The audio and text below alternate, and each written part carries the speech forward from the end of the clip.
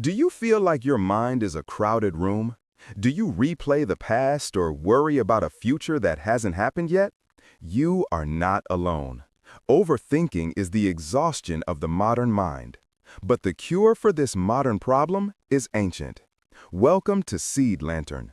Today, we have gathered 7 seeds of wisdom, 7 ancient quotes to help you quiet the noise, let go of control, and find peace in the present moment. Take a deep breath. Let's begin.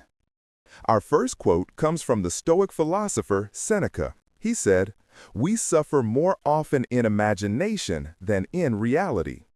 The lesson: think about the last thing you were worried about. Did it actually happen? And if it did, was it as terrible as you imagined? Usually, our minds create horror movies about the future. We live through the tragedy 1,000 times in our heads before it even happens. Seneca reminds us, deal with problems only when they arrive. Do not suffer twice. Next, from the Tao Te Ching, Lao Tzu asks us, do you have the patience to wait till your mud settles and the water is clear? The lesson: when your mind is chaotic, your instinct is to fix it. You try to force the thoughts away. But this is like stirring muddy water with a spoon. It only makes the water cloudier.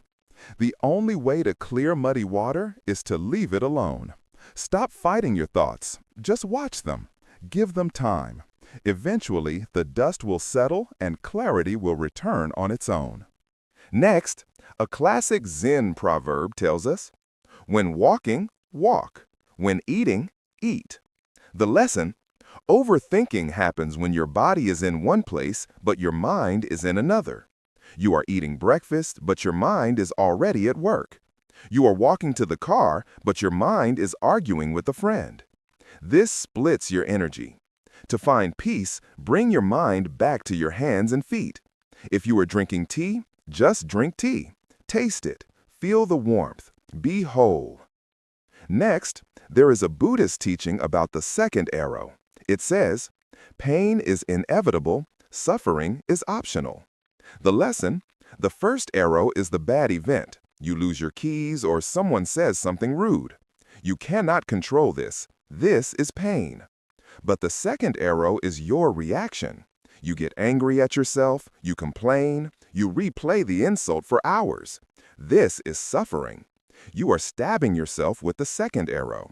You can't stop the first arrow, but you can choose not to throw the second one. Next, a profound truth from the Buddha. You can only lose what you cling to. The lesson: anxiety often comes from a fear of loss. We are afraid to lose our comfort, our status, or our plans. We hold on tight. But imagine holding a rope so tightly that your hands bleed. The relief comes not from holding on harder, but from letting go. The moment you accept that things change, the anxiety disappears. You are free. Next, Confucius gives us practical advice for overwhelming tasks. The man who moves a mountain begins by carrying away small stones. The lesson: overthinking often creates paralysis. The problem feels too big, so we sit and worry. We look at the top of the mountain and feel dizzy. Stop looking at the summit. Look at the ground. Just move one stone. Just write one sentence. Just wash one dish. Action is the antidote to anxiety. Finally, from the Roman Emperor Marcus Aurelius, you have power over your mind, not outside events. Realize this, and you will find strength. The lesson: you cannot control the traffic. You cannot control the weather. You cannot control what others think of you. When you try to control these things, you create anxiety. Focus your energy entirely on the one thing you own: your own mind, your own response. That is your fortress. Which of these quotes helped you the most today?